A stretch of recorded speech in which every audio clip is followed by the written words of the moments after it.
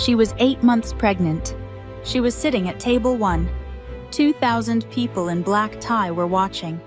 And her husband, the billionaire whose name was on every building, every foundation, every headline, cupped another woman's face in both hands and kissed her, on stage, in front of the cameras, in front of the board, in front of his pregnant wife.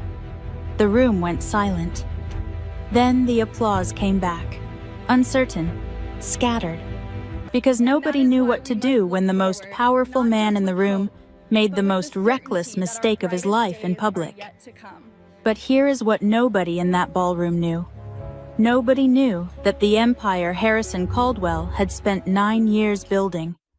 The holdings, the foundation, the capital structure worth hundreds of millions of dollars, was funded by a web of entities with one single signing authority, his wife's.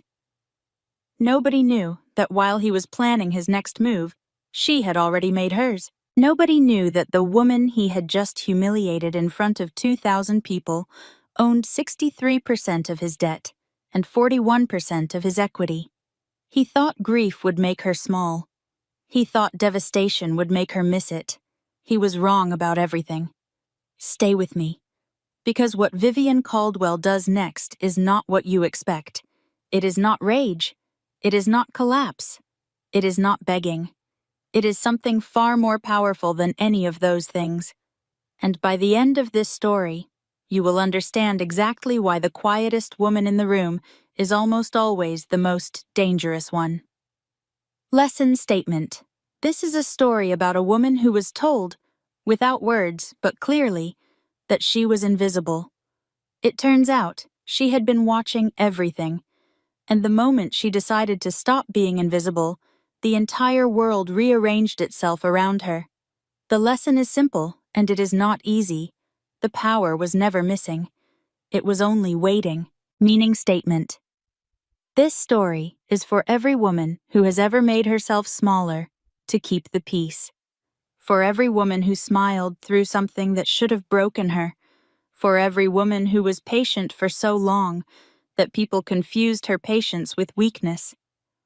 Vivian's story is a reminder that being underestimated is not a disadvantage. It is an opportunity, if you know what to do with it. If this story landed somewhere real for you, if you recognized something in Vivian's walk across that marble floor, or in the 4 minutes she stood against a concrete pillar, deciding who she was going to be, then this channel is exactly where you belong. Hit the like button if you stayed until the end. Every like tells us this kind of story matters and helps us reach the women who need to hear it most. Leave a comment and tell us, what was the moment in this story that hit you hardest? Was it the parking garage? The boardroom? The second time she stood on that stage? We read every single one. Share this with someone who needs it today. You probably already have someone in mind. Send it to her, and subscribe to this channel, because we tell stories like this every week. Stories about women who were underestimated, women who were patient in the wrong direction, and then changed direction entirely. Women who found out, sometimes the hard way, exactly what they were made of. Turn on the notification bell so you never miss one. We will see you in the next story. The applause was deafening. It rolled through the Harrington Grand Hotel ballroom like a wave, warm and golden and enormous. The kind of applause that only happens when 2,000 people in black tie have been fed well and given enough champagne and want, collectively, to feel that the world is as beautiful as the room they are standing in. Vivian Caldwell sat at table 1 and listened to it. Table 1 was the founder's table. It sat 12. Tonight it held the foundation's senior board members, 2 city aldermen, the dean of Northwestern's business school, and Vivian, 8 months pregnant, wearing a midnight blue gown that Cecily had spent 40 minutes zipping, and heels she had promised Dr. Brock she would not wear and had worn anyway because some promises are made with full knowledge that they will be broken. Her feet ached, Her lower back had been sending slow, rolling complaints since 2 in the afternoon. The baby had been pressing against her ribs with what felt like deliberate persistence, as if conducting a private investigation of the available space. The sparkling water in her champagne flute had gone flat. The salmon at dinner had been overcooked. None of this mattered, because Harrison was on stage. He was at the podium, wrapping up his keynote address, the one about legacy, about vision, about building something that outlasts you, that carries your name forward into a future you will not live to see. He had given this speech, or a version of this speech, at least a dozen times in the 9 years of their marriage. Vivian had heard it so many times she could have delivered it herself. She knew where he paused for effect. She knew the joke he made about his grandfather's hardware store. She knew the line about his daughter, singular, not yet born, that he had added to the speech 6 months ago, and that still, despite everything, made something shift in her chest when she heard it. She was mouthing along to the grandfather joke when Simone Ashford walked onto the stage. Vivian stopped mouthing. The program listed Simone Ashford as Director of Strategic Partnerships. Vivian had read the title. She had not thought about it much.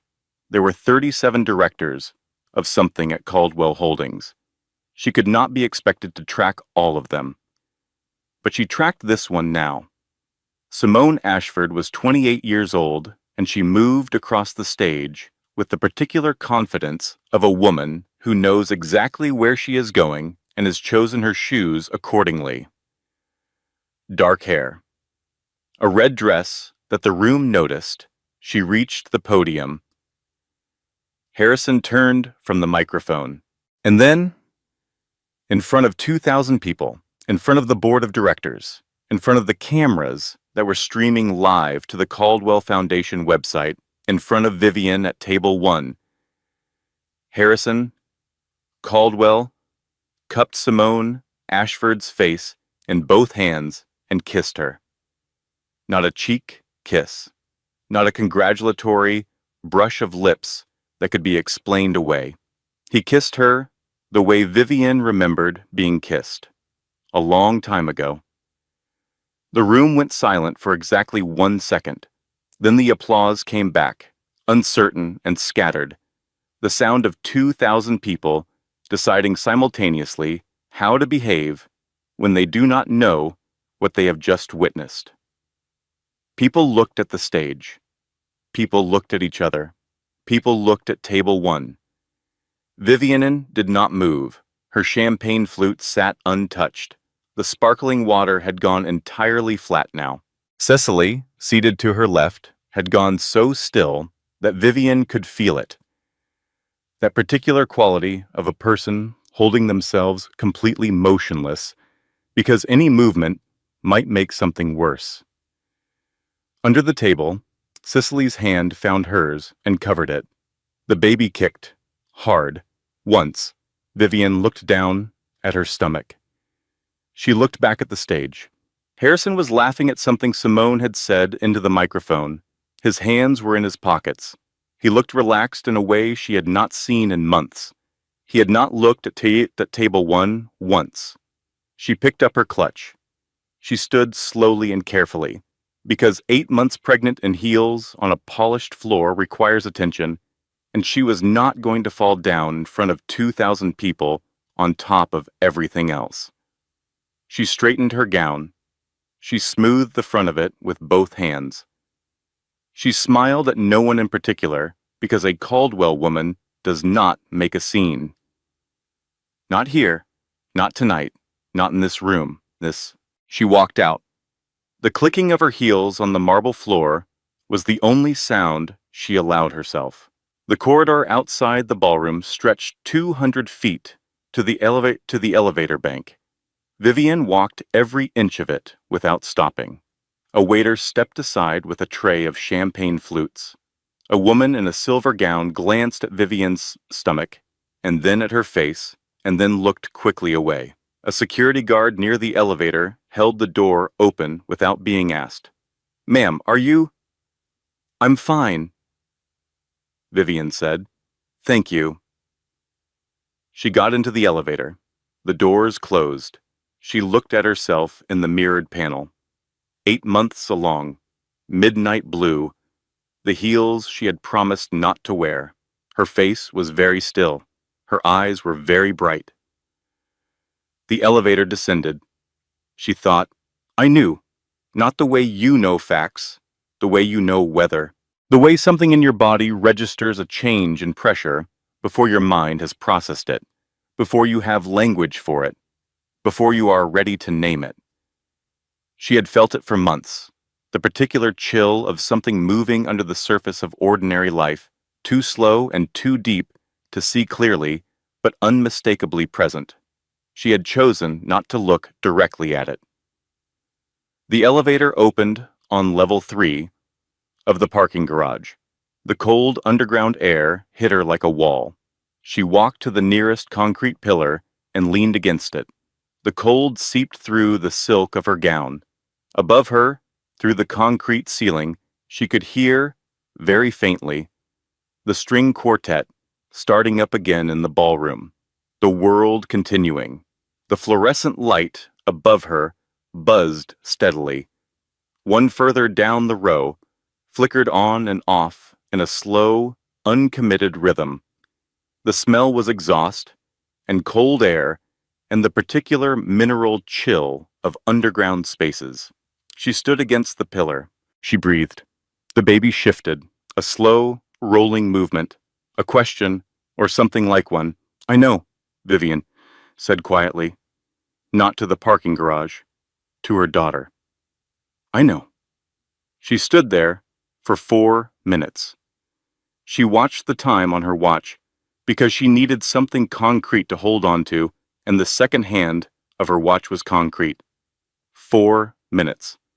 Then she allowed herself a different kind of breath, slower from the bottom of her lungs, the way Dr. Brock had shown her. Then she took out her phone. Harrison's last text, sent 3 hours ago. Save me a seat at dinner. Long night. She read it twice. She locked the phone, unlocked it, locked it again. He knew exactly what was going to happen tonight. He knew I was sitting at table 1. He planned it. The thought arrived with a particular quality of clarity, not hot, not panicked, cold, clean, precise. This was not a moment of weakness. Harrison Caldwell did not have moments of weakness in public. He had moments of calculation that he chose to present as other things. She had known this about him since the first year of their marriage. She had chosen to find it admirable. She started doing the arithmetic the way women do. Quietly, systematically, going back through the last 14 months and reassigning meaning to everything she had filed away under other explanations. The February trip to London that ran 10 days instead of 5. The new cologne in March that she had mentioned and he had shrugged about. The way his hand had stopped settling on her stomach at night. The small, easy intimacy that had just quietly disappeared around month 3 of the pregnancy. And she had told herself he was tired, told herself he was stressed, told herself the pregnancy made her oversensitive and reaching for things that weren't there. God. I knew, and I kept choosing not to know. She pressed her palm flat against her stomach. The baby moved again, settled. The elevator at the far end of the garage opened, heels on concrete, moving fast. Cecily came around the corner, with her shoes in her hand, and stopped when she saw Vivian against the pillar. She stood there for a moment. She did not say anything immediately, because Cecily, for all her sharpness, had always understood that the first thing said in a moment like this matters more than almost anything that comes after. How long have you known? Vivian asked. Cecily closed her eyes. Viv? How long, Cece? A long breath. 7 months. 7 months. The baby was 8 months along. Vivian did the arithmetic one more time. She filed the result in the same place she had been filing things all evening. The cold, clear storage space beyond grief, where facts were facts and feelings were things you accessed later when you had the capacity. "I tried to tell you twice," Cicely said. Her voice was careful and pained. "You were so happy about the pregnancy. You seemed settled.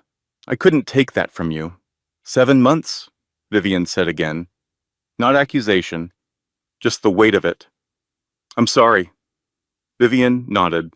She looked at the flickering fluorescent light. On and off, unable to commit. "Does anyone on the board know about her?" she asked. "Warren Pratt knows something is wrong. He's been nervous at every meeting for 2 months, but I don't think he knows the scope." "The scope?" Vivian repeated. Something moved in her voice. Darker and quieter than anything Cicely had heard from her before. Something that made Cicely look at her differently. "Vivian, what are you thinking?" The fluorescent light buzzed. The string quartet above them had moved into something Vivian recognized, a Brahms intermezzo. Slow and complex and beautiful, the world continuing without interruption. "I'm thinking," Vivian said slowly, "that Harrison just made a very significant miscalculation." She pushed off the pillar. She straightened. She smoothed the front of her gown again, the same gesture she had made in the ballroom, automatic and grounding. "Call Gerald. Tell him to bring the car to level 2. She picked up her clutch. "Then call my grandmother." Cicely stared at her. "Your grandmother?" "At 11 at night. She'll be awake," Vivian said. "She always is." Dorothea Prescott answered on the first ring.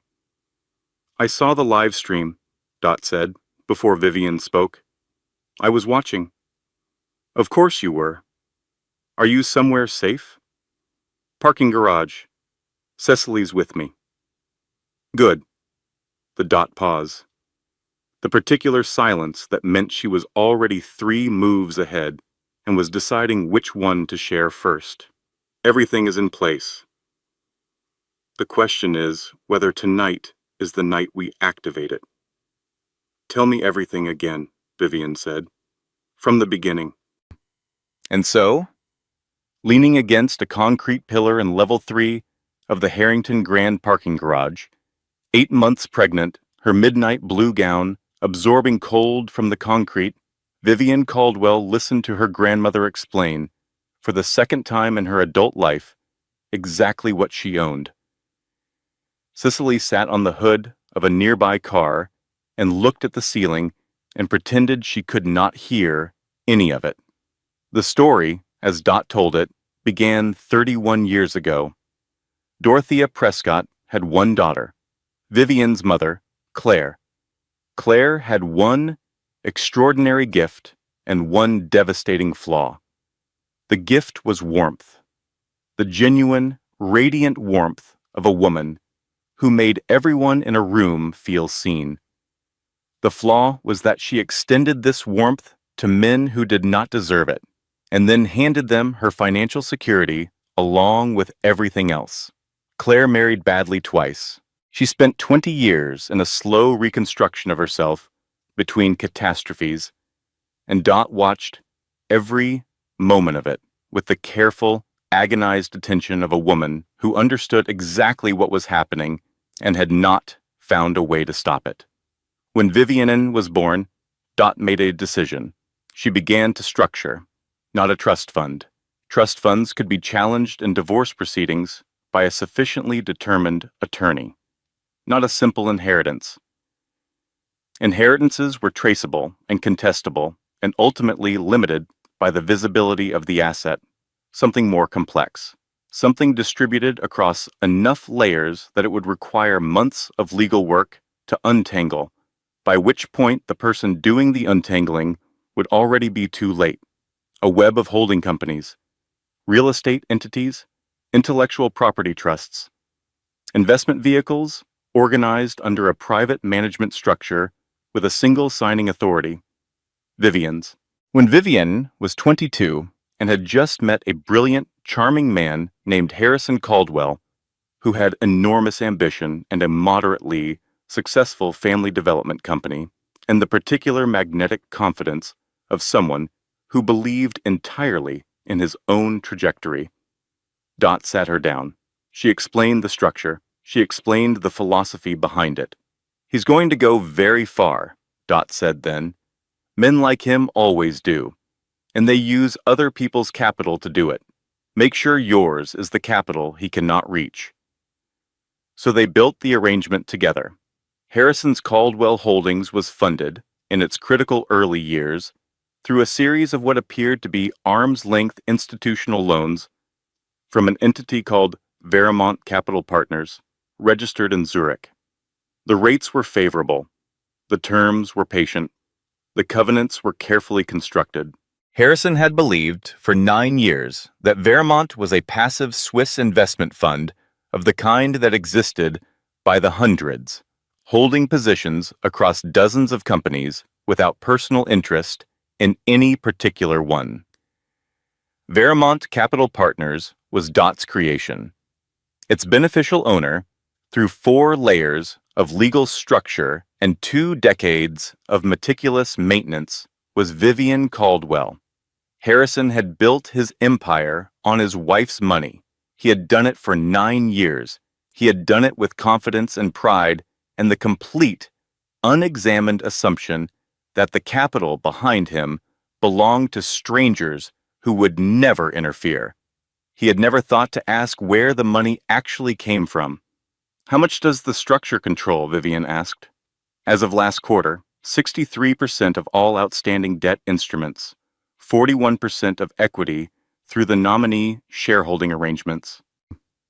Dot's voice was even and methodical, the voice she used when discussing numbers, which was the voice she trusted most. If Veramont calls its notes, Harrison has 30 days before a technical default.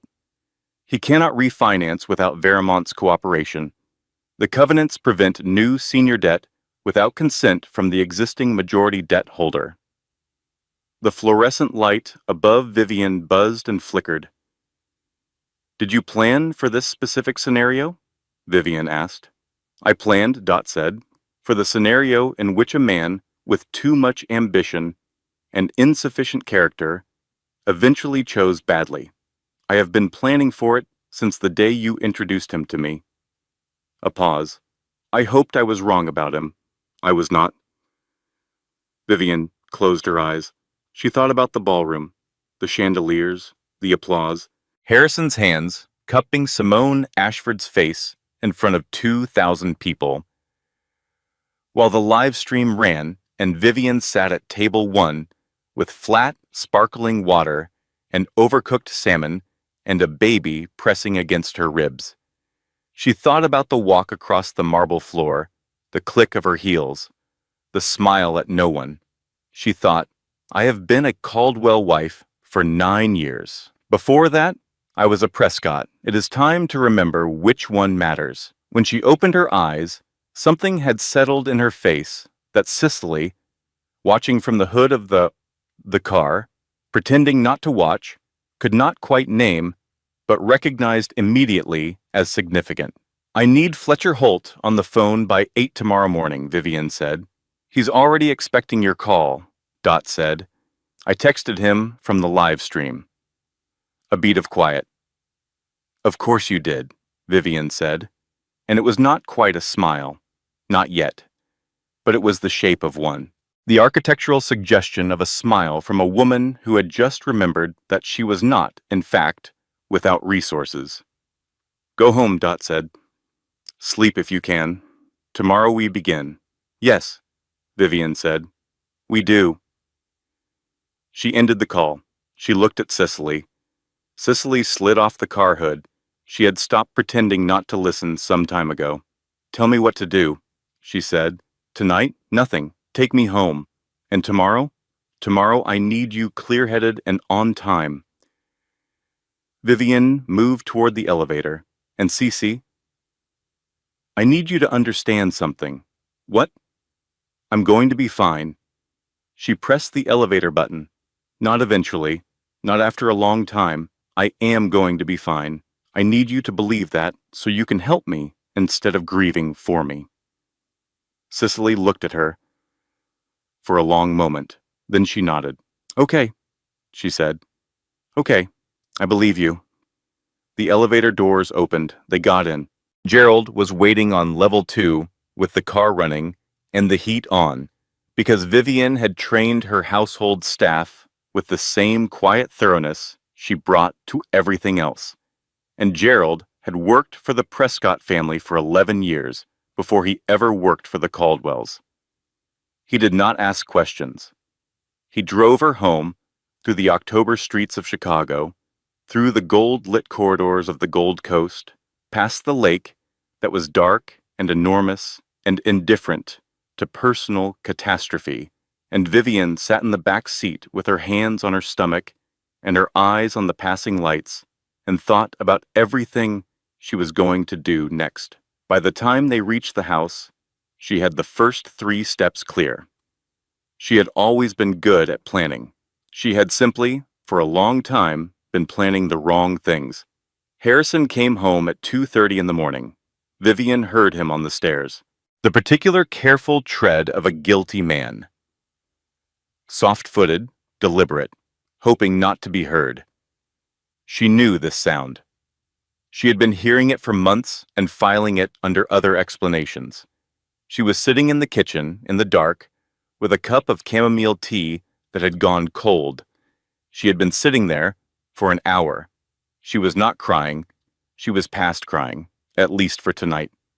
She was in the clear, cold space on the other side of it, where everything was very still and very sharp. He turned on the kitchen light and stopped. Vivian. He looked genuinely startled. Then his face did the thing it always did when he needed a moment on dumb. It went briefly neutral, and then he assembled an expression from the available options and chose concerned. Why are you still up? The baby? Sit down, Harrison.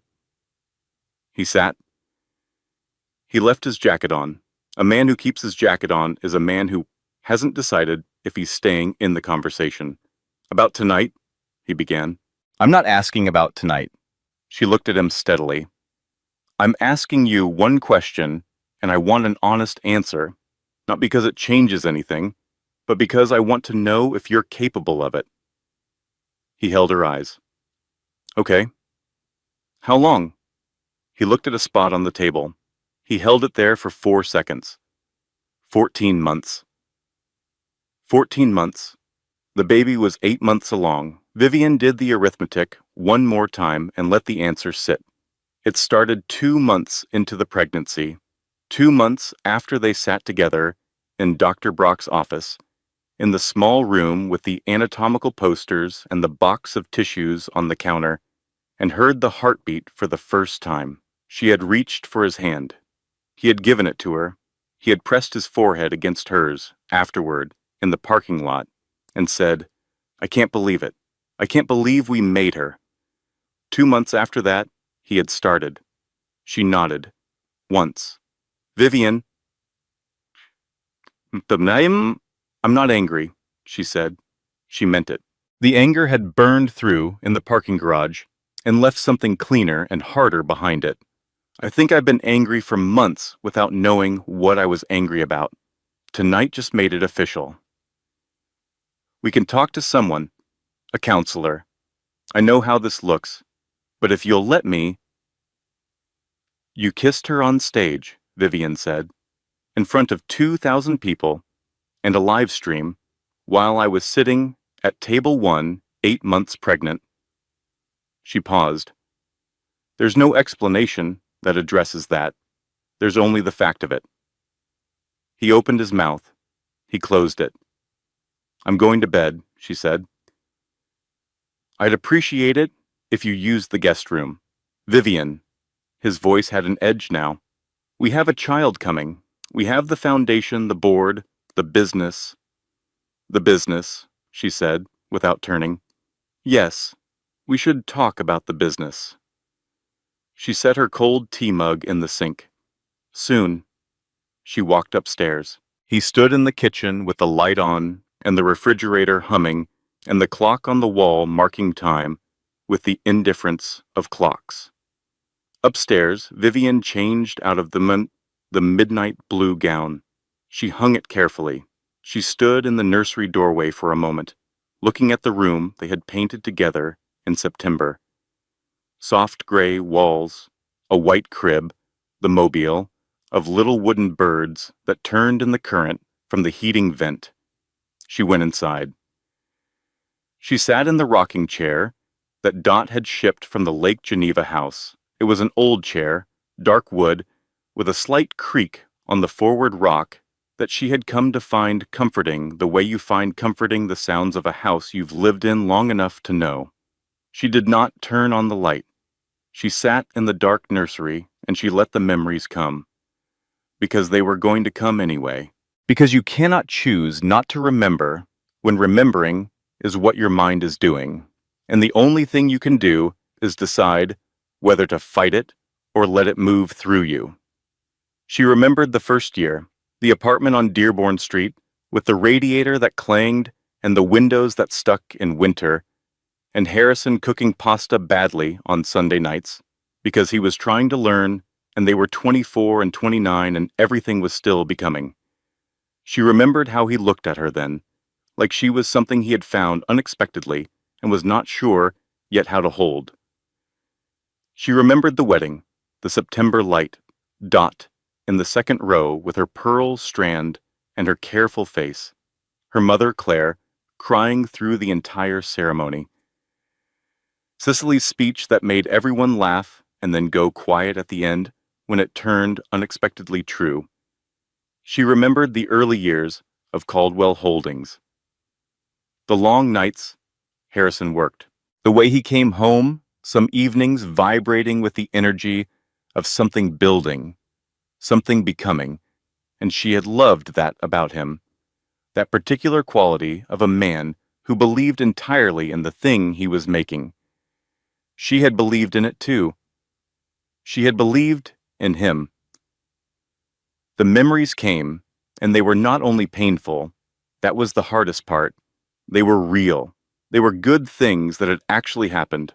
Whatever Harrison had become, or had always been underneath the man she married, the good things had also been real, and losing them was its own kind of grief, separate from the betrayal, the grief for what had actually been good, the grief for the version of things she had believed in. She sat in the dark nursery and she let herself feel it. She sat there for 23 minutes. She cried for 19 of them. Then she stopped. She wiped her face with the back of her hand. She put both hands on her stomach. The baby was quiet now, the deep, still quiet of a child who is sleeping in the warm dark, unconcerned with the complications of the world outside. "I'm going to fix this," Vivian said quietly. "I promise you, not for him, not for the marriage, for us, for the life you're going to have." She paused. "You deserve a mother who knows who she is. I'm going to be that." She sat a few minutes longer, then she got up, went to bed, and slept 6 hours without dreaming. She woke at 6:47 to October sunlight and the distant sound of Harrison in the kitchen below. She lay still for a moment and listened to the sounds of the house, the coffee maker, a cabinet, opening and closing. The small ordinary sounds of a man going through the motions of a morning while the ground shifted beneath him. She thought about Simone Ashford. She had been thinking about her in the background of other thoughts since the parking garage, not with rage. The rage had moved through and left, with something more complicated, with the particular attention she gave to things she needed to understand. Simone Ashford, 28 years old, Northwestern finance degree, director of strategic partnerships for 14 months. The same 14 months, which meant the title and the affair had arrived together, or nearly, which meant one had possibly enabled the other, or both had enabled each other, in the way that things do when a man believes he is operating without consequence. She thought about the kiss on stage, the deliberateness of it. Harrison did not do things by accident in public. She had said this to herself in the parking garage, and it had been true then, and it was still true in the morning light. He had cupped Simone's face in both hands in front of 2,000 people and a live stream, and he had known she was at table 1. He wanted me to see it. He wanted me to react. He wanted something from me last night, and I walked out instead. And now he doesn't know what's happening. She lay in bed, and she thought about this until the shape of it became clear. He was trying to force a confrontation on his own terms, put her in a position of personal devastation so that she would be consumed by the emotional dimension of the betrayal and not paying attention to anything else. A woman sobbing over a cheating husband was not a woman reviewing corporate debt structures. He had underestimated her. Men who underestimated her always had. She had spent her adult life trying to understand whether this was something she had invited. The quietness, the patience, the habit of making herself smaller in rooms where someone else wanted more space. And the honest answer was, sometimes yes. Sometimes she had made herself smaller on purpose, for reasons she had told herself were strategic and now understood were also fear. But not today. Today she was going to be exactly the size she actually was. She got up, she dressed carefully, she went downstairs. Harrison was at the kitchen counter with his coffee and the look of a man who had not slept. He turned when she entered. She could see him assembling something, a posture, an approach, the opening line of a conversation he had been rehearsing since 2 in the morning. "Vivian." "Good morning," she said pleasantly. She went to the kettle. "Did you sleep?" He stared at her. "Not really. Did you?" "Yes, actually." She made her tea. "I have a call at 8 and an appointment at 9. I won't be home for lunch." "Vivian." He set his coffee down. "We need to talk. Last night, I know you said you weren't angry, but I know you are, and I think we need to—" "I told you last night that I'm not angry," she said. She turned to face him with her mug. "I meant it, but I'm not performing calm, Harrison. I've moved past anger." She looked at him steadily. "What I am is done. That's a different thing." He looked at her. Something moved behind his eyes. The beginning of the unease she had seen last night, a man starting to sense that the situation is not what he thought it was. "What does that mean?" "It means I have phone calls to make." She picked up her mug. "We'll talk about the business next week. I'd appreciate it if you continued to use the guest room until we've had that conversation." She went to her study and closed the door. She called Fletcher Holt at 8 o'clock precisely. Fletcher had been expecting her call. He had the folder already open on his desk. He had been awake since 6. He had, in fact, been expecting this call for 2 years.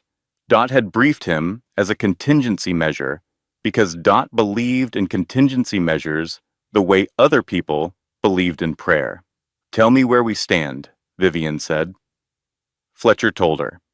She listened for 45 minutes. She asked 11 questions. She made 4 decisions. By 9 o'clock, she was in Gerald's car heading north to Dr. Brock's office for her monthly monitoring appointment, and her mind was not on the monitoring.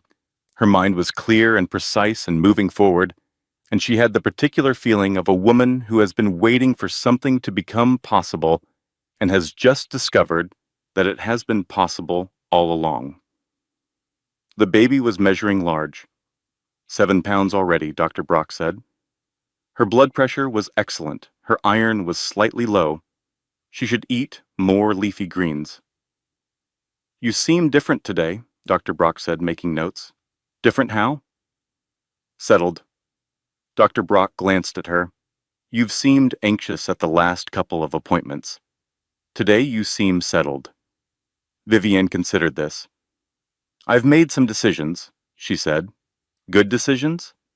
She thought about Fletcher's folder, about Vermont Capital Partners, about 63% of debt instruments, and 41% of equity and a Swiss registration that had been quietly waiting for 12 years to become what it now was. "Yes," she said. "I think so." She drove to Fletcher's office. She signed the first set of documents at 11:45 in the morning. She was home by 1 o'clock. She made soup. She sat at the kitchen table and ate it alone and listened to the house. The October wind against the windows, the creak of the floors settling, the particular quiet of a large house in the middle of the day. And she felt, for the first time in months, that she could hear herself think. "This is who I am," she thought. Not the woman at table 1 managing her face while the room watched.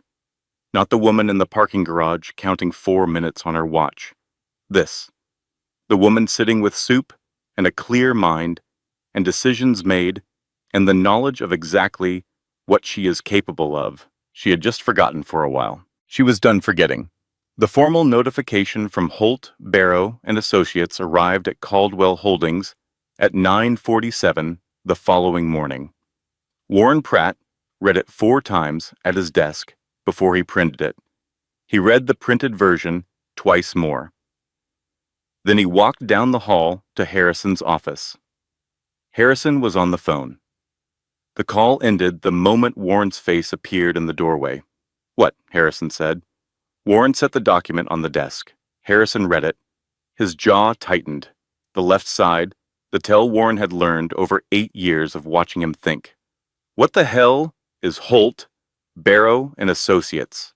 A family law and financial litigation firm, Chicago, 44th floor, 350 North Michigan Avenue. Verimont is a Swiss entity, with a Chicago law firm representing it. Warren put both hands on the desk. "Harrison, we have 63% of our debt instruments held by this entity. If they are calling for a compliance review, we are looking at potential technical default across every major instrument we hold. That is the entire foundation of our capital structure." "I know what it means," Harrison said. His voice was controlled. His face was controlled. But his hand, resting on the desk, was absolutely still. Warren noticed this because Harrison Caldwell's hands were never still. He drummed his fingers when he was thinking. He tapped his pen when he was listening. His hands moving was as constant as his breathing. The stillness of his hand on that desk was the most alarming thing Warren Pratt had ever seen in that office. "Get me every document we have on Verimont. Every loan agreement, every covenant, every communication, all of it. Today. I've already pulled the file." Warren straightened. "Harrison, in 8 years of working with Verimont Capital Partners, we have never spoken to a human being there. Every communication has been automated, document-based. We have no personal contact. We don't know who runs this entity. It's a Swiss institutional fund, with a Chicago attorney representing it, who is listed on the Illinois bar as a family law and financial litigation specialist." Warren paused. "Harrison, who is this?" Harrison picked up his phone. He called Vivian. She did not answer. He called again. Voicemail. Third call. Voicemail. He called her attorney. The receptionist was pleasant and immovable and directed all communications to Mr. Holt's office in writing. Harrison set the phone down very carefully. He looked out the window. 43 floors below, Michigan Avenue moved normally. Taxis, pedestrians, cyclists, the ordinary frictionless motion of a city that had no idea and no investment in what was happening on the 43rd floor. "Warren," he said, "cancel my afternoon." "Everything?" "Everything." Warren left. Harrison sat in his office alone and he thought. He was good at thinking. Thinking under pressure was the skill he was most proud of. The ability to take a complex and rapidly changing situation and map it correctly while other people were still trying to understand what was happening. He mapped it now. Vivian, the morning, her complete calm, the tea, the pleasantness. I have a call at 8. I won't be home for lunch. We'll talk about the business next week. He had read it as a shock. He had read it as a woman processing trauma and presenting a controlled surface because that was what she did in public. He had misread it entirely. He opened his laptop and began searching. Vermont Capital Partners. The registered address in Zurich. A shell, clearly. The kind of structure that existed to hold positions without disclosing beneficial ownership. He had known this, vaguely, and had not thought about it because passive institutional investors were not his concern. They were Warren's concern. He should have made it his concern. He searched. Prescott Consolidated Holdings. He searched. Dorothea Prescott, net worth. He read for 3 hours. By 4 in the afternoon, he had the shape of it, not the full structure. That would take his attorneys weeks to untangle, but the shape, the outline, the 31-year construction project of a woman who had looked at the world, decided that the people she loved needed to be protected from it, and had then quietly built that protection while everyone around her assumed she was simply a wealthy grandmother living on a lake. He closed the laptop. He thought about Vivian at 22, the way she had been quiet in rooms full of people who were louder than her. He had found it appealing. He had, over time, interpreted it as accommodation, as adaptability, as a woman shaping herself to the available space. He understood now that it had been something else entirely. It had been patience. He had been married for 9 years to the most patient person he had ever met, and had spent 9 years confusing patience with passivity.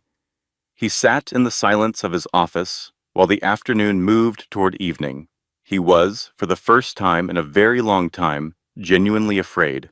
Not of Vivian, not exactly. Afraid of what he had not seen.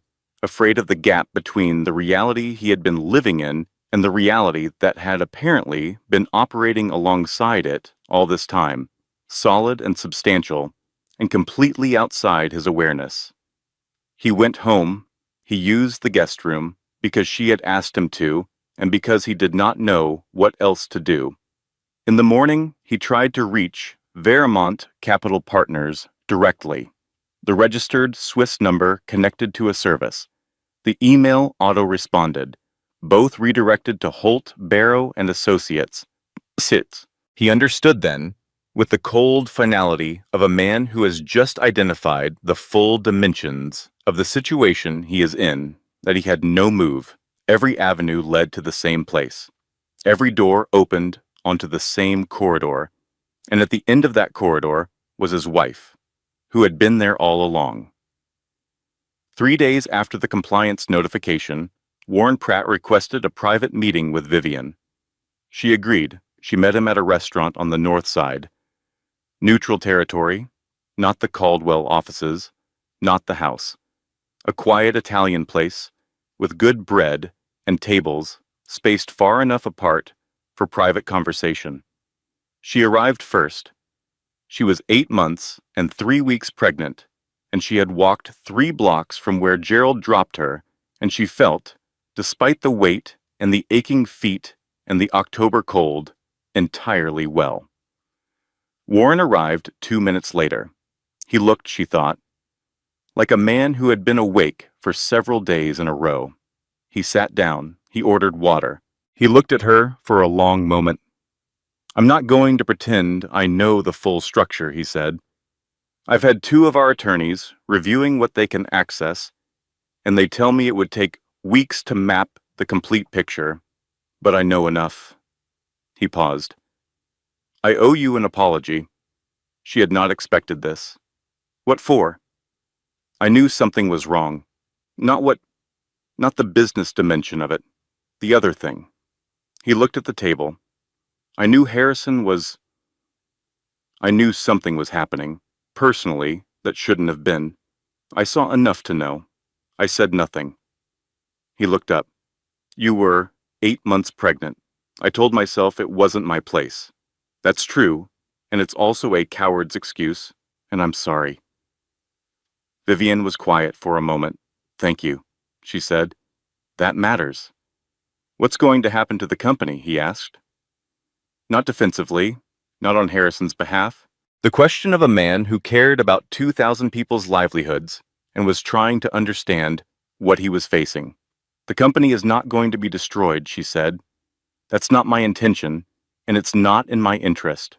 I have no desire to dismantle something that took 9 years to build. She looked at him directly. What I have is an interest in correcting the governance structure so that it reflects the actual financial reality, and in ensuring that Harrison faces appropriate accountability. Appropriate accountability, Warren repeated.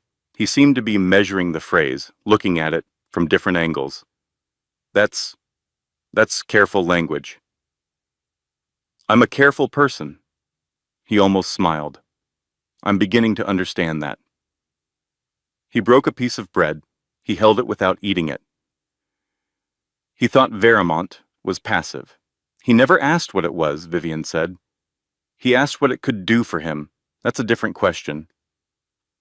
Warren put the bread down. He's going to fight this. You should know that. Not because he has a strong position. He doesn't, legally. But because he doesn't know how to not fight. It's structural for him. I know, she said. I was married to him for 9 years. He's going to say you manipulated him, that the structure was designed to entrap.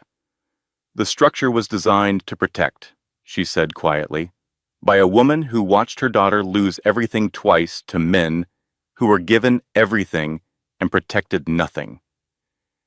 She looked at Warren steadily. It was designed 31 years ago by someone who understood, before I was old enough to understand it myself, that the world I was going to live in required me to be protected from exactly this kind of moment. Warren was quiet for a long moment. The board meeting, he said. When? Second Thursday of October. She picked up her water glass. I'd appreciate it if you attended as yourself, Warren, not as Harrison's ally. As the person responsible for this company's financial integrity. He looked at her, then he nodded, a single, deliberate nod. That's what I've always been, he said. I just forgot it for a while. She understood that feeling completely. The bread arrived, they ate. They talked about the mechanics, the board notification, the compliance timeline, the documentation Fletcher was preparing. They talked like two professionals assessing a complex situation, which was what they were. Cicely texted twice during lunch. Vivian responded to the second one. Still here? All fine. She'll never know what hit him. Vivian put her phone away. On the way home, in the back of Gerald's car, she looked out at the lake. The water was the particular steel blue of mid-October, the color it turned when summer was fully over and the cold had made itself permanent. She had always loved the lake in October. The honesty of it. The way it stopped pretending to be warm. She felt the baby move, a long, rolling shift, an adjustment, a settling. I know, she said quietly. Almost time.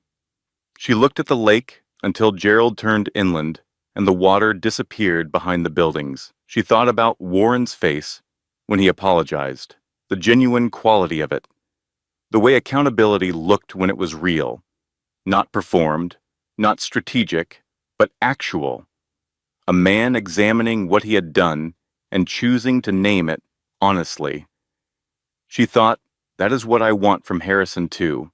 Not the collapse of what he built, not the destruction of his reputation, just the acknowledgement, the naming of what was real. She was not sure she would get it. She was prepared to proceed either way. What nobody in this story expected was Simone Ashford. She was 28 years old. She had a master's degree in finance from Northwestern. She spoke fluent French and could read a balance sheet the way musicians read scores. Not just the notes, but the intention behind them, the story the numbers were constructed to tell. She was also, and this was the part that complicated everything, not in love with Harrison Caldwell. She had never been. She was entirely honest with herself about this. Harrison had been a door, a specific door that led to a specific level she had intended to reach by a specific point in her career, and she had opened it with clear eyes and no illusions about the cost. She had been wrong about the exit. She learned about the Vermont situation from an email chain she should not have been copied on, an assistant's error. Corrected in 7 minutes with a recall request, but not before Simone had read every word and saved a screenshot to her personal phone. She sat at her desk for a long time. She was not naive. She understood blast radius. She understood that the people nearest an implosion took the most damage, regardless of their personal culpability. She also understood, because she was very good at reading financial structures, that Vivian Caldwell had been quietly and systematically outmaneuvering her husband for 9 years through mechanisms he had never thought to examine. This was the most impressive thing Simone had ever seen in her professional life, and it told her something important. It told her that Vivian Caldwell was not the woman Harrison had described, passive, emotionally focused, unlikely to cause strategic problems. Vivian Caldwell was the woman who had been running the board while everyone watched the person at the front of the room. Simone had spent 3 years working for the person at the front of the room. She took the elevator to the 44th floor of 350 North Michigan Avenue and asked to see Fletcher Holt. She waited 45 minutes. Fletcher came to the waiting room himself. He had the expression of a man who had been expecting something like this and was reserving judgment about whether it was welcome. Vivian was at Dr. Brock's office when her phone buzzed with Fletcher's text. She was lying on the examination table, with the fetal monitor strapped across her stomach, listening to her daughter's heartbeat. Steady, insistent, the most reliable sound in her current life. Simone Ashford is in my office.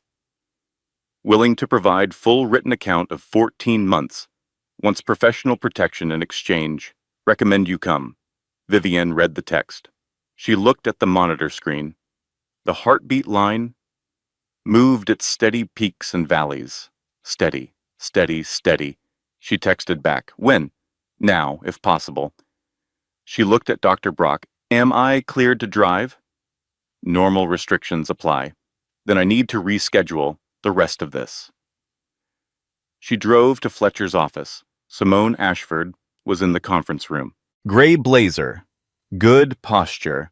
The posture of a decision fully made, not second-guessed. She stood when Vivian entered. The two women looked at each other across the conference room. The air held something, not hostility, exactly, recognition. Two people who had been in the same story from different positions, now in the same room for the first time. I'm not going to apologize, Simone said. I think we both know that's not what this moment needs. No, Vivian agreed. She sat. Tell me what you know. Simone told her. Harrison's plan, as Simone laid it out, had been 18 months in the making. He intended to restructure the board, bring in 3 new members personally aligned with him, shift the governance so that external debt holders had diminishing influence, and progressively buy out the Vermont position over 5 years once cash flow allowed. He had never questioned who Vermont actually was. Passive institutional investors were furniture. They held positions and received payments and did not interfere. He was going to eliminate the leverage, Simone said, incrementally, so that by the time the company was fully his, no single outside party held enough to matter. And the gala, Vivian said. Simone was quiet for a moment. I didn't know there were cameras on us at that specific moment, she said. I want to be clear about that. He did know. She looked at the table. I think he believed that if you were consumed by the personal dimension of the betrayal, you would be reactive rather than strategic. That grief would make you focus on the marriage and not the business structure. Vivianson was still. He thought grief would make me miss it. He thought devastation would make me small. He really didn't know, she said, not with contempt, with something quieter and more complicated, the sadness of recognizing how thoroughly someone had misread you. No, Simone said. He didn't. A long pause settled in the room. What do you want? Vivian asked. A letter from your attorney confirming I cooperated voluntarily. A neutral, professional reference.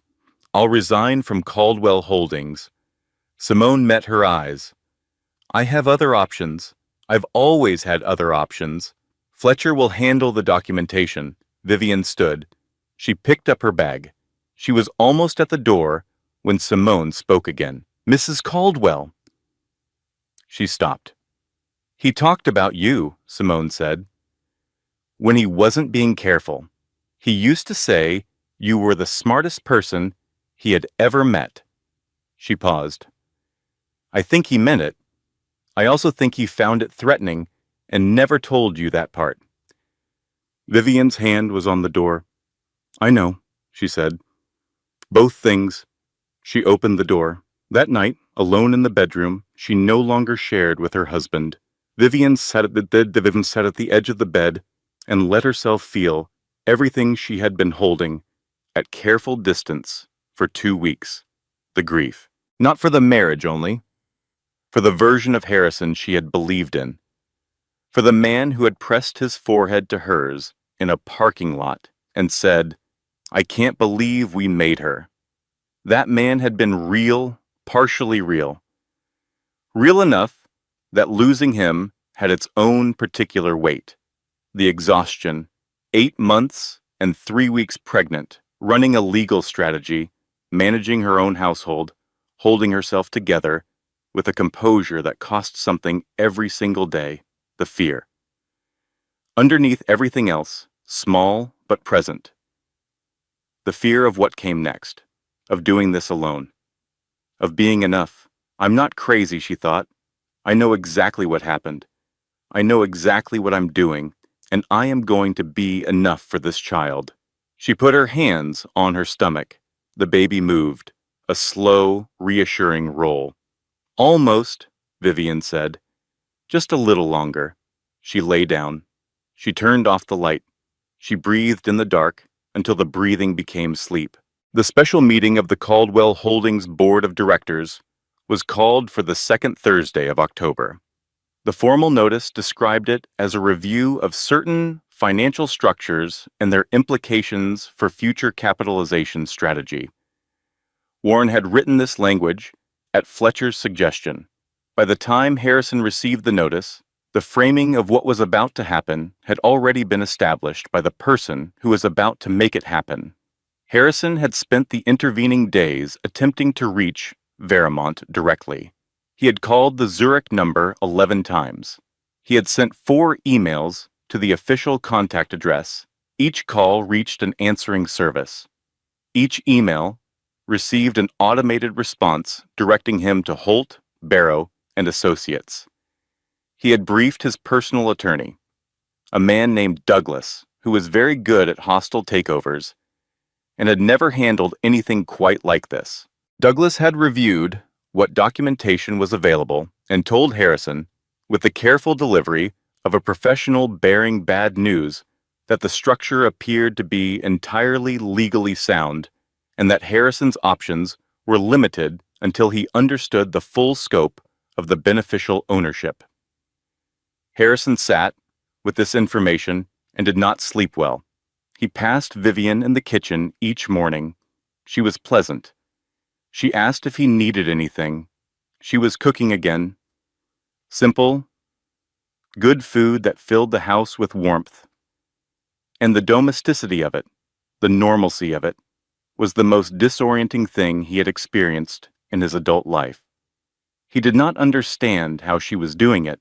The board convened at 2 in the afternoon. 7 members around the long conference table on the 41st floor. Harrison sat at the head of the table. Habit. Fletcher Holt entered at 2:03. Vivian was beside him. She was wearing dark charcoal trousers and a cream blouse. She looked calm and prepared and entirely composed. She sat in the chair Fletcher held for her. Second from the left, not the head of the table, a position that was itself a statement about the difference between the person who needed to occupy the visible space and the person who already occupied the actual power. She folded her hands. She waited. Fletcher presented. The presentation took 22 minutes. The Vermont structure, the beneficial ownership chain, the nominee shareholding arrangements, the debt covenant provisions, all of it laid out with the clean and complete precision of a man who had been building this case for months and had organized it for maximum clarity rather than maximum drama, because the facts were dramatic enough without assistance. The board members were very quiet throughout. Warren Pratt, seated 2 chairs from Harrison, had the expression of a man watching a building come down in a controlled demolition. The kind where you knew it was coming and you had time to brace, and you still found the reality of it larger than the anticipation. Harrison's hand rested on the table. It was not moving. It had stopped moving somewhere around minute 14 of the presentation and had not moved since. No drumming, no tapping, no pen. Absolute stillness. Warren noticed it. He had been waiting for it to move, and it did not move, and the stillness of it was the most alarming thing he had seen in that room, and he had seen many alarming things. Harrison Caldwell was frozen.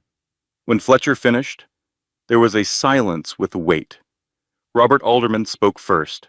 "You're telling us that the majority debt instruments and a controlling equity interest in this company have been held for 9 years by Mrs. Caldwell." "That is correct," Fletcher said, "through structures that Harrison was not aware of." "Also correct." Robert looked at Harrison, then at Vivian.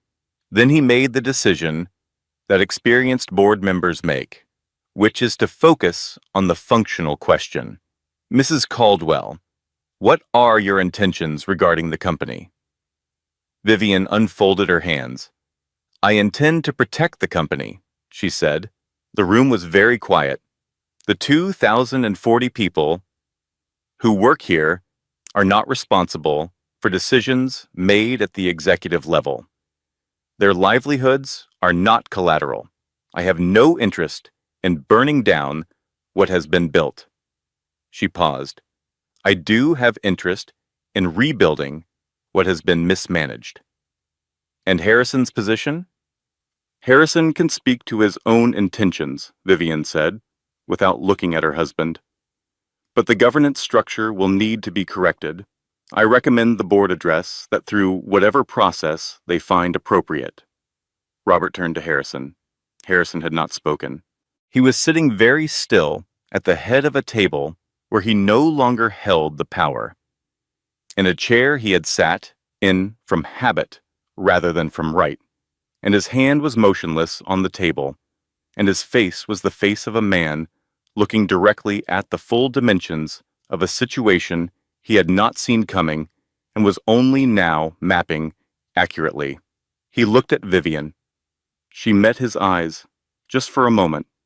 Her expression was not triumphant. It was not cold. It was not the face of someone performing victory. It was simply clear. The face of a woman who had stopped pretending to be uncertain about things she was entirely certain about. He looked away first. "I'd like to propose a closed session," Robert said. "Mrs. Caldwell, would you and Mr. Holt be willing to step out?" "Of course," Vivian said. She stood. She was nearly 9 months pregnant, and she stood with the same care and deliberateness she brought to everything now. No apology for the space she occupied, no performance of diminishment. She and Fletcher moved to the corridor. Fletcher stood beside her, with his hands in his pockets, and looked at the lake through the hallway windows. 20 minutes for the vote," he said. "How are you feeling?" she asked. "Like I'd like to sit down." He found her a chair from a nearby alcove. She sat. She put her hands on her stomach. Through the closed board-room door, she could hear the low, controlled murmur of 7 people recalculating everything. She waited. She had always been good at waiting, in the right direction. The vote took 18 minutes. When Robert opened the door and asked them back in, he had the expression of a man who has arrived at the correct answer and knows it. Harrison would step back from active management during a 90-day governance review. An interim chief executive officer would be appointed by the board. Harrison's equity position was preserved. The governance structure would be formally corrected to reflect beneficial ownership. Harrison said nothing during the readout. He looked at the table, then out the window, then at a point somewhere between the two. His hand, Vivian noticed, had still not moved. After the board meeting, Harrison asked to speak with Vivian alone. She considered it. The hallway, the afternoon light fading over the lake, Fletcher at a respectful distance with his briefcase. She thought about what she wanted from this conversation. Whether she wanted anything, whether it would cost her something she needed to preserve. She decided she wanted to hear what he had to say. She nodded. Fletcher stepped further down the hall. The board members left in ones and twos. Warren paused in the doorway and looked at Harrison with an expression that contained more feeling than he usually permitted in professional settings. And then he was gone. The conference room was quiet. Harrison sat down. He sat differently than he had during the presentation. Not the careful, controlled posture of a man performing authority, but the way tired men sit when there is no longer any performance required. He loosened his tie. He looked at the table for a moment. "How long have you known?" he asked. "About Vermont. Since I was 22. He closed his eyes, held them closed for several seconds. "And you never told me. You never asked about my family's financial structures," she said. "You weren't interested in where the capital came from. You were interested in what it could do." "That's not entirely fair." "No," she agreed. "It's not entirely fair. Very little about the last year has been." The silence settled between them. Outside, the lake had gone silver and flat in the late afternoon light. A single sailboat, too late in the season, moved slowly toward the harbor. "Did you ever love me?" he asked. The question surprised even him. She could see the small flinch of a man who has just allowed himself genuine vulnerability. The drop of the performance. The actual face underneath. It was the most honest thing he had said in this room, possibly in this year. She took her time with the answer, because the question deserved one. "Yes," she said. "For a long time, and in the way I was capable of at the time. I think you loved me too, in the way you were capable of." She held his eyes. "I think we both stopped being capable of it a while ago, and neither of us wanted to say it first." He nodded slowly. "The baby," he said. "Our daughter. I want to be her father. Whatever happens between us, whatever the business becomes, whatever the legal process, I want to be there for her. I know I don't have the right to ask for anything. I'm not asking. I'm telling you what I want." "Then be it," Vivian said simply. "That has nothing to do with what happened in this room today. What happens now, to me, professionally. The board will conduct the governance review. At the end of it, there will be a new structure. Your equity is preserved. You will not lose your financial position. You lose the operational role, and you lose the governance authority." She looked at him directly. "You built something real, Harrison. Whatever else is true, you built something. I'm not going to demolish it." He stared at her, the full comprehension of what she was saying, what she was not doing, what she had chosen not to do, moved across his face slowly. "You're not trying to destroy me." "No," she said. "Destroying you doesn't help my daughter. It doesn't help the people who work here. And it would be—" She paused. "It would be beneath me." He was quiet for a long time. The sailboat had reached the harbor entrance. Almost there, almost safe. "I planned the gala," he said. "I need you to know I know that. I wanted to force a confrontation. I thought if you were focused on the personal—" He stopped. "I thought grief would make you reactive. I miscalculated." "Yes," she said. "You did. I didn't know what I was dealing with." He said it without deflection, without the minimizing, the Darvo, the rational reframing she had been braced for. Just the statement, plain and accurate. "I know," she said. "You're extraordinary." The words seemed to cost him something. "I knew it when I married you. I think I spent 9 years trying to make you smaller, so it would be less obvious, less threatening." He looked at her steadily. "That was wrong." Vivian was quiet. Then she said, "Get therapy, not for the marriage.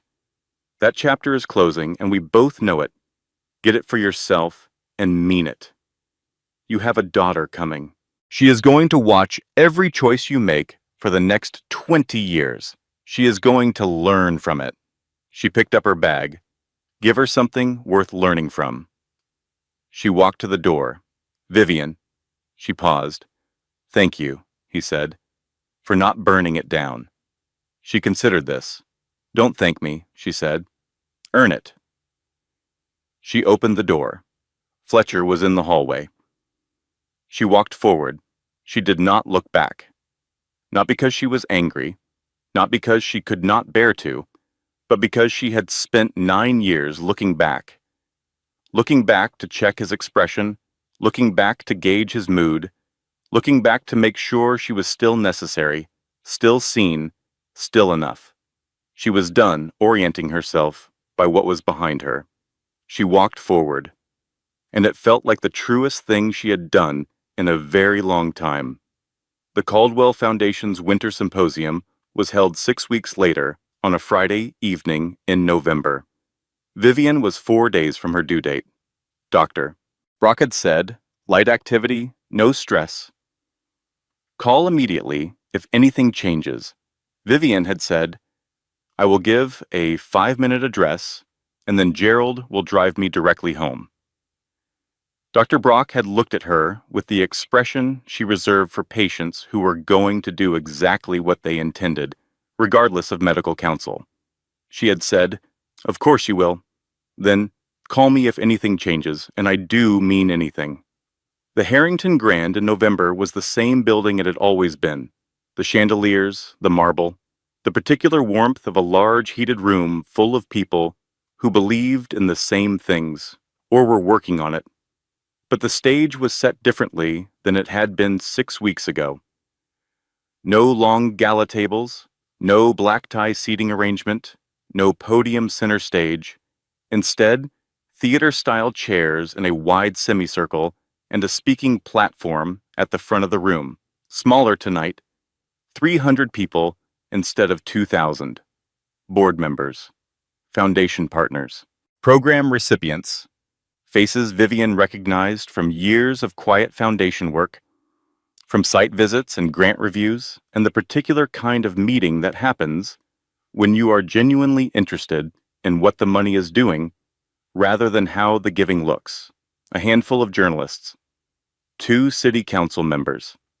Cecily was in the front row. She was wearing the green dress she reserved for occasions she considered historic. She had worn it twice before, once at a college graduation and once at an election night party for a candidate she genuinely believed in. She was wearing it tonight because she had decided 6 weeks ago in a Chicago parking garage that this moment was going to happen, and she had been waiting for it since. Her face was doing a complicated thing that she had decided not to manage. Dot was in the second row. Dorothea Prescott, at 82, In her standard winter armor, the dark coat, the single strand of pearls she had worn since Vivian could remember, the posture of a woman who had been told she was too small and too quiet to run anything significant and had built a financial empire in response. She sat with her hands folded and her eyes on the stage, and her face had the quality of complete, focused attention, which, for Dot, was the equivalent of everything. Harrison was not there. He was in family therapy. He had started 3 weeks ago. He had called Vivian to tell her, not because she had asked him to report it, but because he had decided to be accountable about it and had understood, finally, that accountability was an action and not a statement. She did not know if the therapy would help.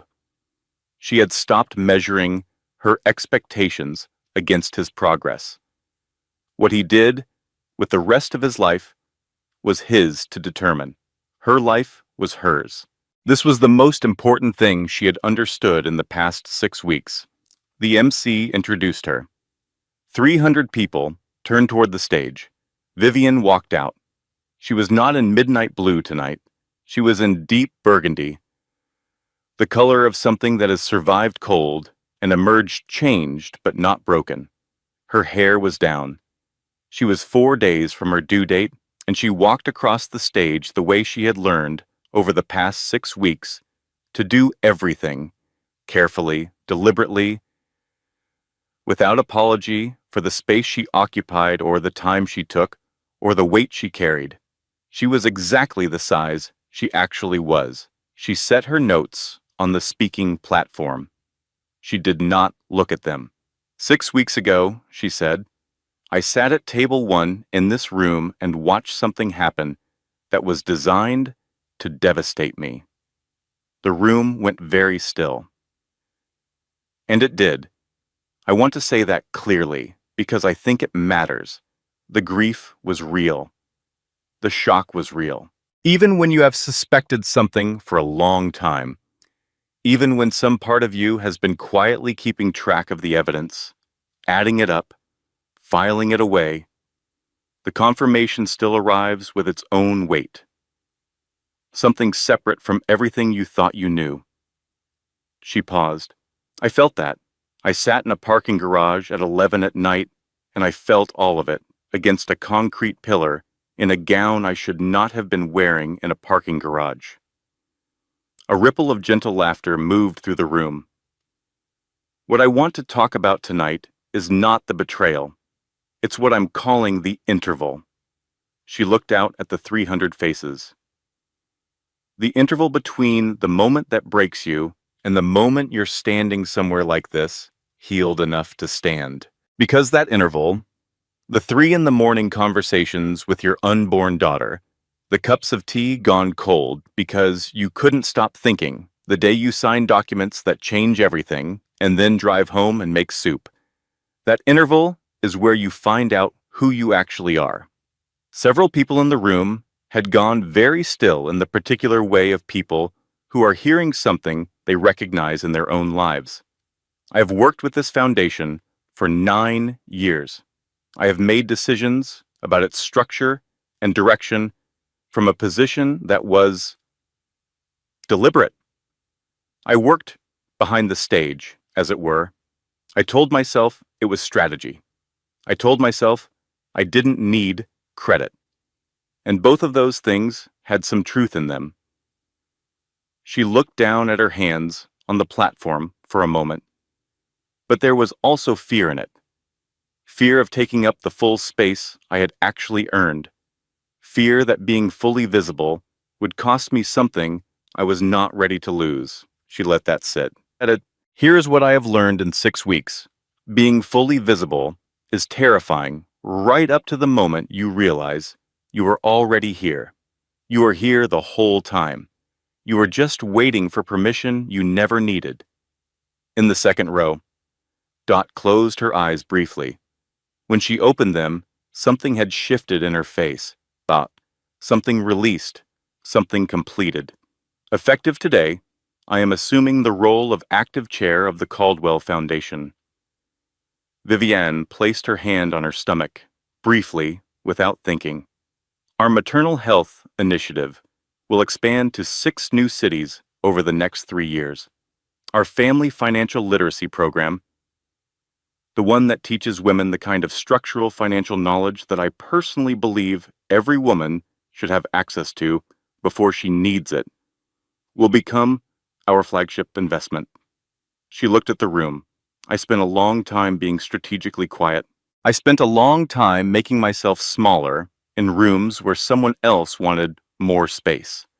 I called it patience.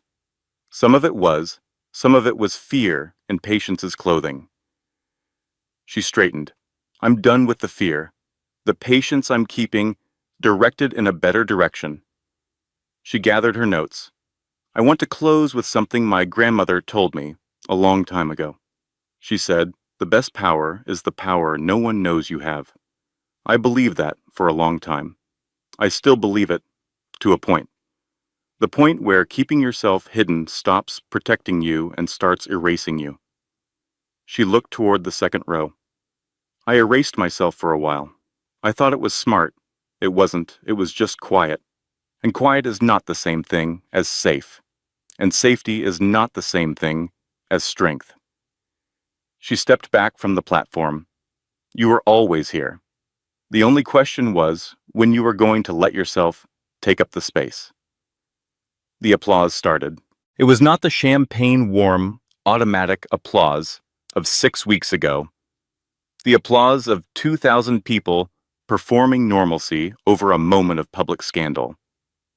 This was different. This was slower and more deliberate, and it built from the center of the room outward. The way things spread when they are real. 300 people who understood that what they had just witnessed was not a speech. It was a reckoning. It was a woman standing in the room where she had been publicly diminished and claiming it, permanently, as hers. It built and built. In the front row, Cicely abandoned the fight against the tears she had been holding for 6 weeks. She did not bother to hide them. She pressed her hand over her mouth and looked at her best friend on that stage and felt, with the complete conviction of someone who has been present for the whole story, that she was watching the thing she had been waiting for. In the second row, Dorothea Prescott stood up. She was the only person in the room who was standing. She stood the way she did everything, with total commitment, without self-consciousness, with the particular quality of a woman who has been waiting for this specific moment for 31 years and finds it. Now that it has arrived, exactly as significant as she always knew it would be. And she smiled. The uncomplicated smile. The one Vivienne had seen only a handful of times in her life. Not the controlled, measuring smile of a woman keeping her assessment private. The real one. The one that meant, yes, this. This is the thing I built toward. Vivienne found it across the room. She held it. Something moved between them. Grandmother and granddaughter. The woman who had built the structure and the woman who had finally inhabited it fully. Across 31 years and 4 layers of legal documentation and one very significant evening in a parking garage. I see you, Dot's face said. I know, Vivienne's answered. I finally do too. 4 days later, Eleanor Prescott Caldwell was born at Northwestern Memorial Hospital at 6:47 in the morning. 7 pounds, 4 ounces, dark hair, a very strong opinion about being cold. Harrison was in the delivery room. He had asked carefully, not assuming, just asking, giving her the choice. She had said yes, because whatever else was true, this child was going to have her father from the first moment of her life, and that was a decision Vivienne had made for Eleanor rather than for herself. He held Eleanor for 11 minutes while the nurses attended to Vivienne. She watched his face across the room. She watched the way he looked at this child. Not the performance of fatherhood, not the assembled expression of a man choosing how to present himself, just the actual face of a man holding his daughter for the first time and being completely undone by it in the particular way that only babies can undo the most defended people. She thought, he is going to love this child well. She thought, whatever else he is, that is also true. She thought, that is going to have to be enough. And it is. It was. Cicely arrived during the second hour and named herself godmother without asking anyone's permission. She named herself with the full conviction of a woman who has already decided and is simply informing the room of the decision. Nobody argued. Nobody who has ever known Cicely has successfully argued with her about something she has decided with that level of certainty. Gerald sent flowers from the car service. Dr. Brock stopped in before her afternoon rounds and looked at Eleanor with professional satisfaction and said, "She is perfect," which Vivian already knew. Dot arrived at noon. She arrived with the cashmere blanket, cream-colored, the softest thing Vivian had ever touched, that she had been knitting since August, in secret, in the evenings at the Lake Geneva house, with the specific patient attention she brought to things that mattered. She had said nothing about it. It appeared at noon on Eleanor's first day as if it had always been there. Dot sat in the chair beside Vivian's bed. She looked at Vivian for a long moment. Busab Tim. Just looked, with the full measuring attention of a woman who had been watching this person for 34 years and was checking something she needed to verify. Whatever she was checking, she found it. She nodded, once. Then she reached for Eleanor. She took her from the bassinet with the easy authority of a woman who has held many babies and understands that they need to be held as if you mean it. She sat with Eleanor in the chair beside Vivian's bed. She looked at this child. The dark hair, the small tight fists, the face that was entirely new and entirely belonging, with the complete attention of a woman meeting someone she has been expecting. Well, Dot said. She held Eleanor for a long time. The afternoon light moved across the hospital room floor. Outside the window, Chicago continued in its ordinary way. Traffic, sky, the lake in the distance, going from blue to silver as the light changed. The world continued, as it always does, without pausing for the significant moments happening inside its buildings. "You're going to be extraordinary," Dot said finally. Not a wish, not a prayer, a statement of fact, delivered to an infant with the calm precision of someone who knows things. The women in this family always are. She looked up at Vivian. "She has your chin," Dot said. "She has your stubbornness," Vivian said. Dot considered this. "Yes," she said, with the unhurried satisfaction of a woman who considers this the most valuable inheritance she has to offer. "She does." Eleanor considered the light and the warmth and the voices and the cashmere and the general complicated fact of being in the world. Then she decided she had processed enough for one day. She closed her eyes. She slept. Editorial disclaimer. The content in this story, including all characters, names, events, corporations, and situations, is entirely fictional and created for entertainment and storytelling purposes only. Any resemblance to real persons, living or deceased, or actual events is purely coincidental. This story does not represent legal, financial, or relationship advice of any kind. All characters in this story are adults. All names used are fictional.